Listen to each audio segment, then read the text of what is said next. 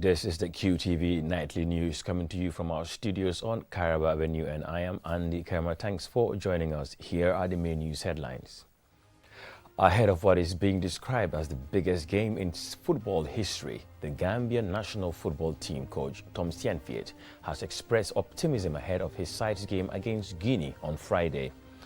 As part of efforts to tackle women's leadership empowerment issues, the U.S. Embassy, Banjul, held a Women's Leadership Empowerment and Networking Forum on Thursday.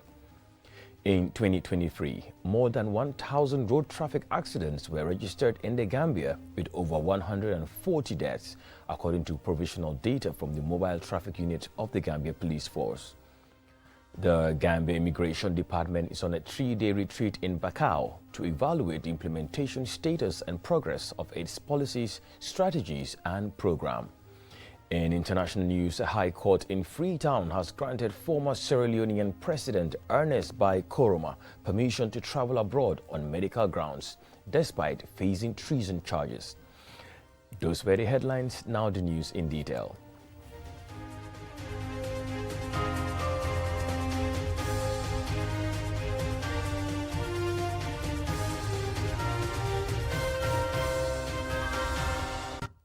If you're just tuning in, this is QTV Nightly News. The Gambia national football team coach Tom Saintfiet is optimistic ahead of his side's game against Guinea on Friday. He says they are fully focused with all players available for selection for the crucial tie. Forward Musa Barrow also gave us his thoughts. A Guinean journalist, Sangare Suleiman, reflected on his country's loss to Gambia at the previous AFCON. Here's an excerpt. We only are hungry to catch points. We want to extend our stay here. We want to reach at least the group and past the group stage.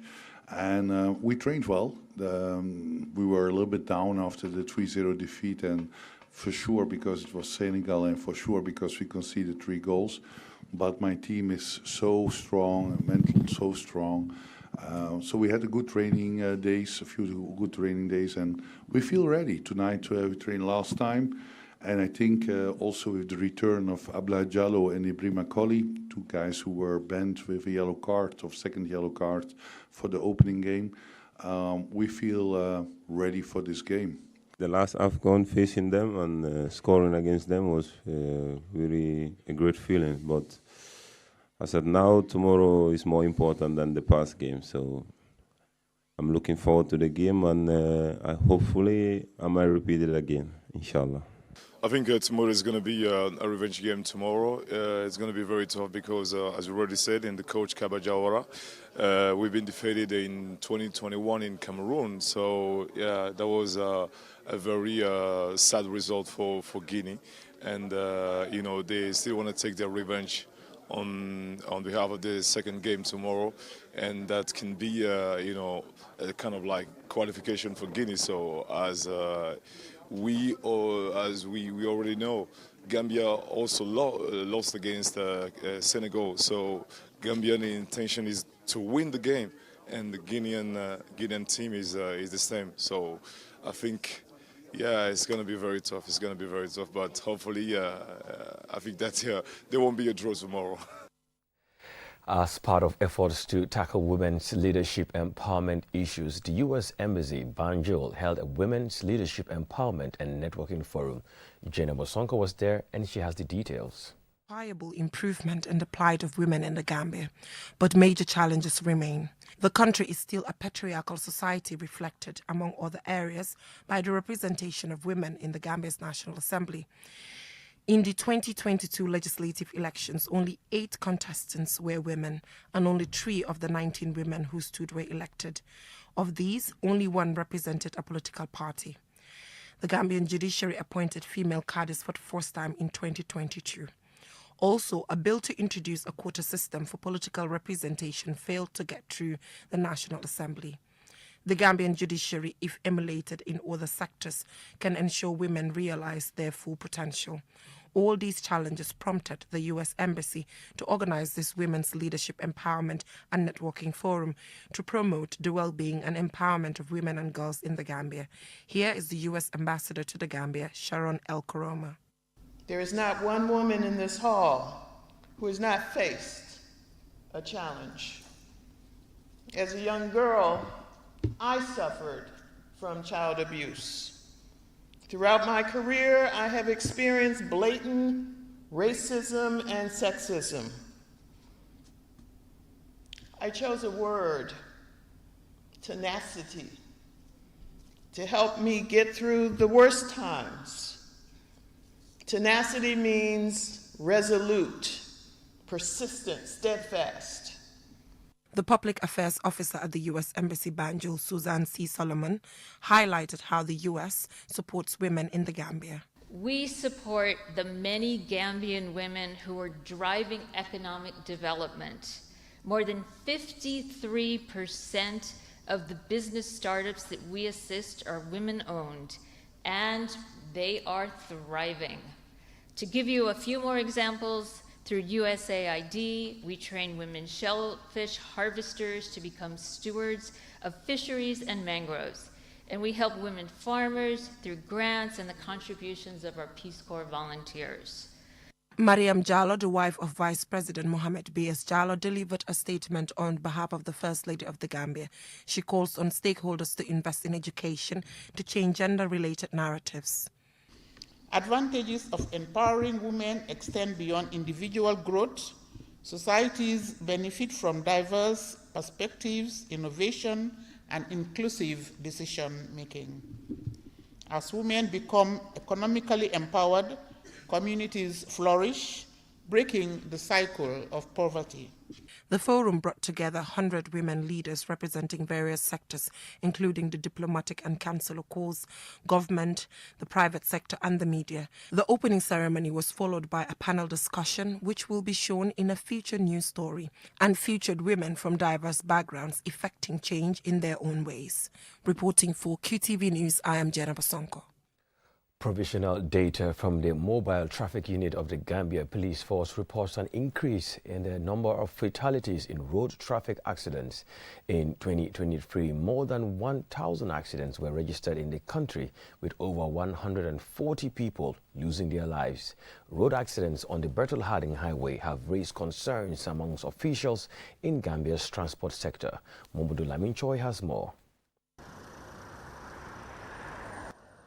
As our road infrastructure is being upgraded, we are witnessing a concerning record of traffic accidents, with many lives being lost. Despite our size and population, our country ranks 8th globally for road traffic accidents. Almost every year, the number of accidents in the country keep rising at alarming rate. Lamin King Kole is the commissioner of the Mobile Traffic Unit of the Gambia Police Force. And then the overall accident for these periods, 2023, went over 1,210, of which 148 people, Gambians, lost their life and non-Gambians. So actually this is a concern, as I always say. Poor road infrastructure was usually blamed as a major cause of road accidents. However, one might be shocked at the alarming rate of accidents on the Bertel Harding Highway, which is still under construction. Just 6 months since it was temporarily opened for traffic, it has become a traffic accident hotspot. In our data, we recorded 112 accidents from Yundum down to Senegambia, which involved 16 fatalities. The key words summarizing the problem here are road safety and attitude of road users, particularly motorists. The National Roads Authority's Managing Director and Road Safety Engineer Usman Sanyang and Bakari Mane, respectively, briefed the public on the NRA's concern and plan of action. Also, the President of the General Transport Union of the Gambia, Omar Sise, talks about the bad attitude of some of those driving on the new road. Normally, road accidents, majority of the time, are not caused by poor road design, but mainly driver behavior. So unfortunately, the types of records we have at the moment don't go into the details to actually try and understand what is the contributing factor for road safety, road accidents. And when we start mapping those things out, and again, we will be working on these things, then we will have a better understanding of what is actually causing accidents on our roads.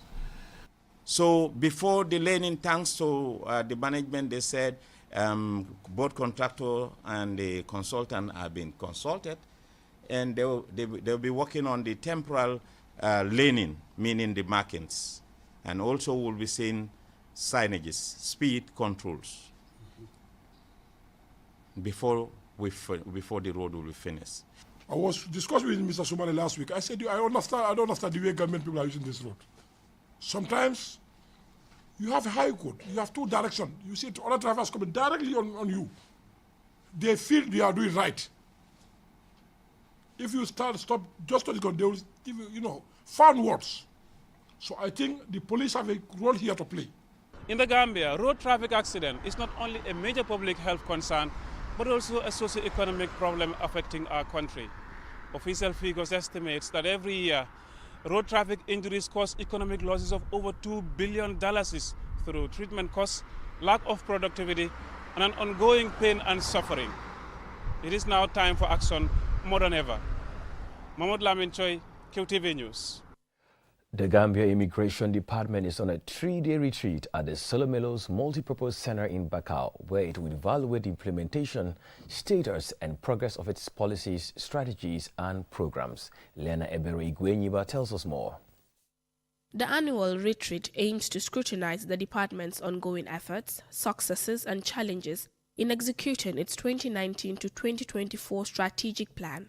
CDM Toure, Director General of GID, outlines 3 major activities the retreat will focus on, emphasizing the imperative to improve services and fortify border control measures. The review of the strategic plan, validation of the welfare fund policy, general assessment, achievements of the institution since the adoption of the 2019 SP, presentation and submission of work plans from various pillar heads and regional commissioners. It is a public knowledge that GID is challenged with the heaping effect of irregular migration, which has left the department exceedingly engaged at a time when it needs to focus more on its reform agenda as envisaged in the National Development Plan.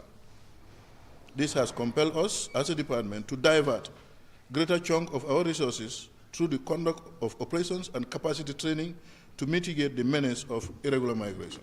Ibrahim Mboub, Chief Commissioner Admin at the GID, highlights the discussions of a draft bill by immigration officers during the retreat. This retreat is earmarked for only today and a 2-day review session of the immigration draft bill. In addition, the Smuggling of Migrants Bill will help curb smuggling of migrants and promote safe, humane, and orderly migration in the Gambia. Furthermore, both bills would also cater for the immigration and security needs of the Gambian populace, with both citizens and non-citizens alike. Asan Tangara, Permanent Secretary at the Ministry of Interior, representing his minister, underscores the retreat's urgency as the current strategic plan will soon expire. The retreat will avail the department the opportunity to highlight the level of implementation of the strategic plan and come up with recommendations and synergies that can be useful to enhance the productivity and capacity of GID. The ministry recognized the efforts of GID in the reform process as the drafting and validation of several administrative instructions such as the static plan, the vehicle and fleet control policy, among others, goes to prove GID commitment to the reform agenda. The retreat featured presentations from the Research and Planning Unit, pillar heads, specialized units, and regional commissioners. These sessions outlined the department's achievements, challenges, and strategies for the way forward. The overarching goal remains to contribute to national security, economic growth, and social stability by ensuring controlled entry, combating illegal activities, attracting skilled talent, and facilitating lawful migration, ultimately fostering a well-managed and thriving society. Reporting for KTV News, I am Lena Igwenyiba. We will now go for a commercial break. When we return, we have more national, international, and sports news stories. Stay with us. The future is now with QCell's 5G network. Experience speeds like never before with our new 5G Rocket Fix internet plan. Get speeds from 10 Mbps to 100 Mbps. your 5G-enabled devices.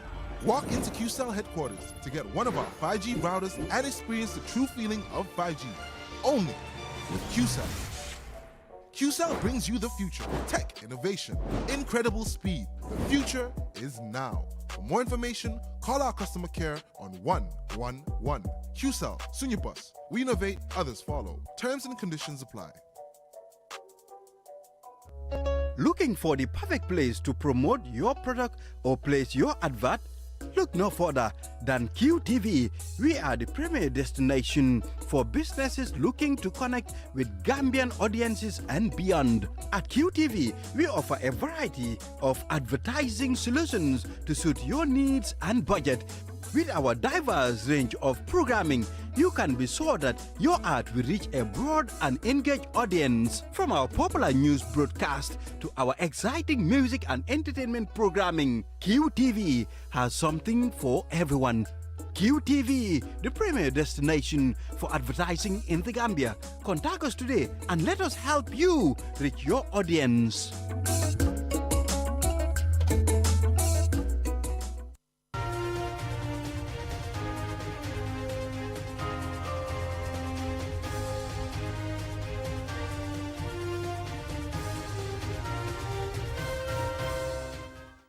Welcome back. You're watching QTV Nightly News, and now we'll shift our attention to some business news.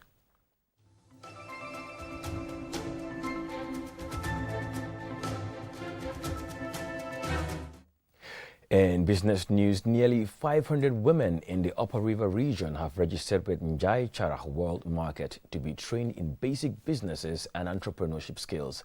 As Babakar Sise reports, 200 women entrepreneurs also registered in the North Bank region.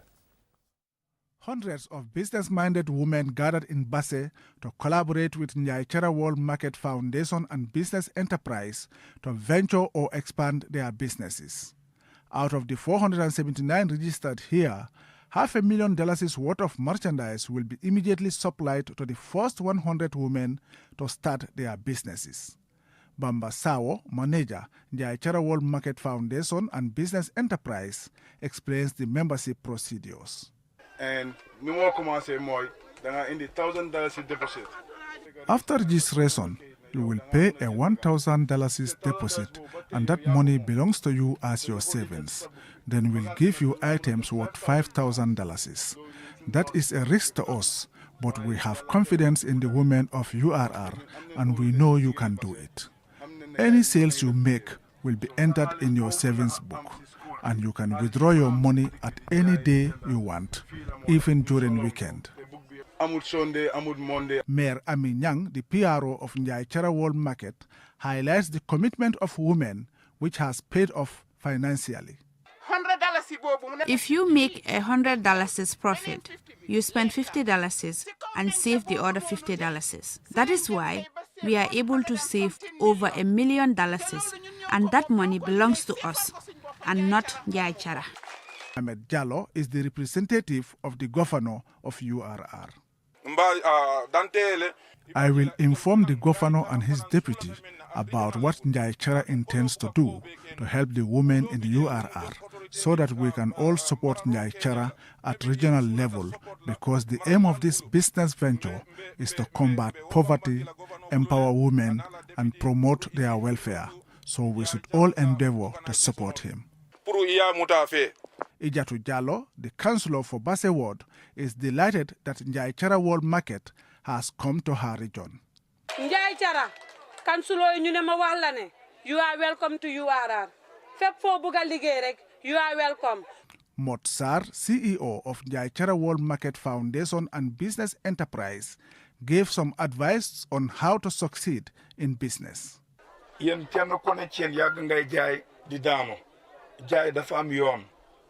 You have been doing this business and some of you are not making profit. If I have to encounter losses, it will be because of you. But if you take my advice, you will be successful. So be dedicated to this business like how I am doing it. Save whatever money you earn and it belongs to you. Do not give the items to anyone on credit basis. Collect the money before giving the items. If you give on credit basis, they will not pay you, and that will be a loss for you and for me. Mohamed Kabir Mbub, Communication Officer for Njaichara World Market, appeals for collaboration with stakeholders. We are appealing to the government and philanthropists and other organizations to support Njaichara because things will be more successful if we collaborate. Since inception 6 months ago, Njaichara World Market Foundation and Business Enterprise has trained and empowered about 1,200 women in basic business and entrepreneurship skills nationwide, who have made a combined savings of close to $2 million. Babukar Sise, QTV News. And I will take a look at news outside the country.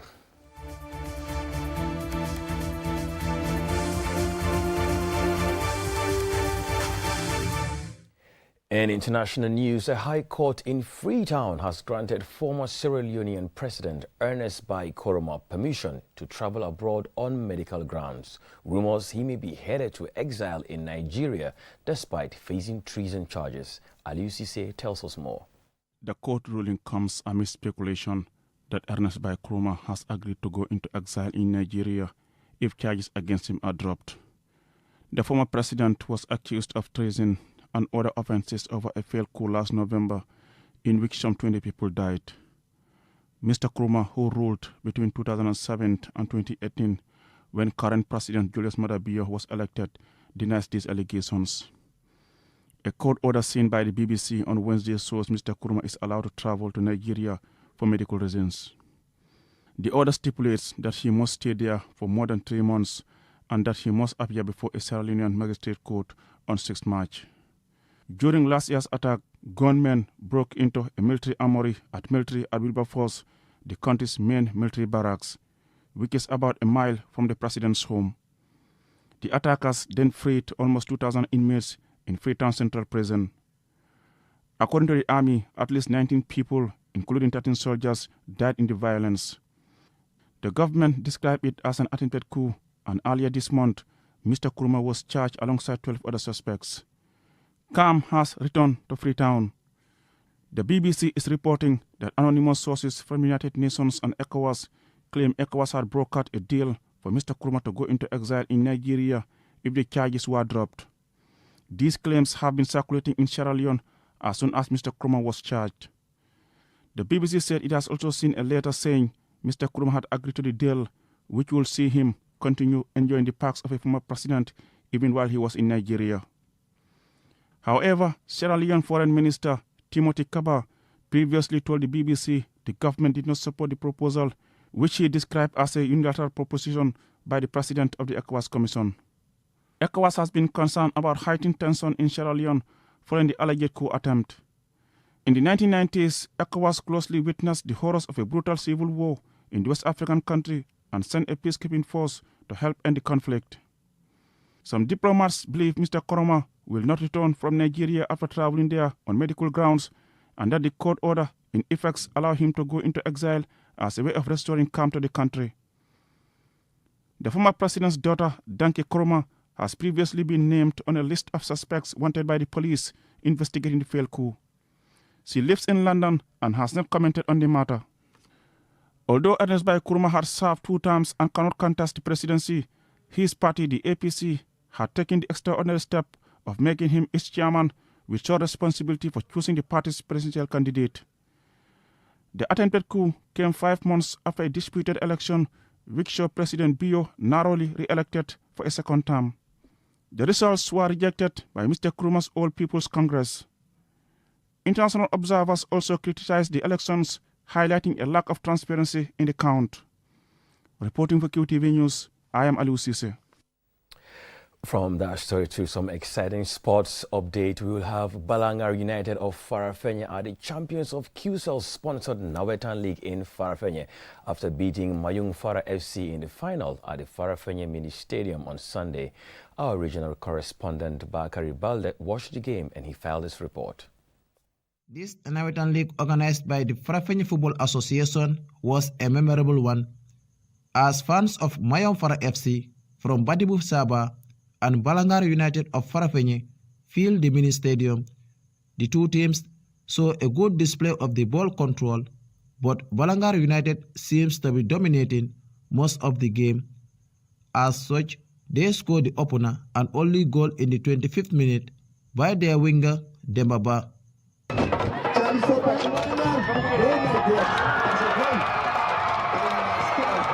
In the second half, Mayomfara FC tried to frantically level the score, but to no avail, as Balangar United tightened up their defense line and capitalized on counter-attacks. Omar Balajo is the head coach of Mayomfara FC. I would like to encourage my team to try harder because this is football. It is a matter of win, lose or draw. This is what God gave us and we will take it. May God reward QCell and I hope others will emulate. Matar Hydra is also the head coach of Balangar United.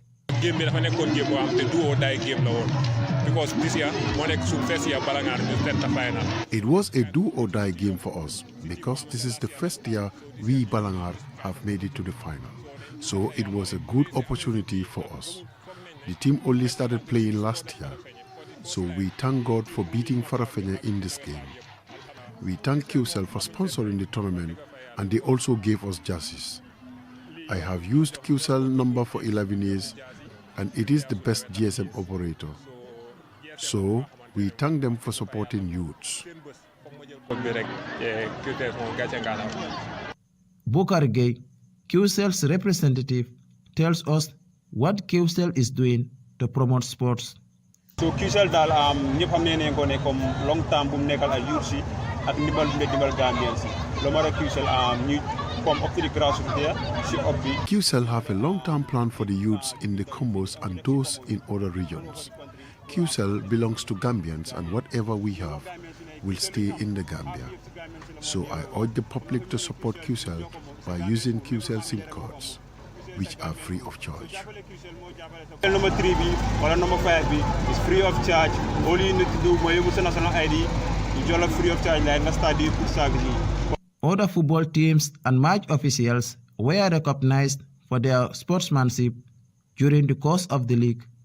The winners, Balangar United, received gold medals, cash prize of $30,000 and a giant trophy. The runners-up, Mayomfara FC, received silver medals with a cash prize of $20,000. The atmosphere was filled with drumming, singing and dancing by the fans. Bakari Balde, QTV News. Well, better luck to Mayomfara FC next time. Well, folks, that's all we have for you in this bulletin. Join us at 10 p.m. for another news bulletin. Thanks for watching.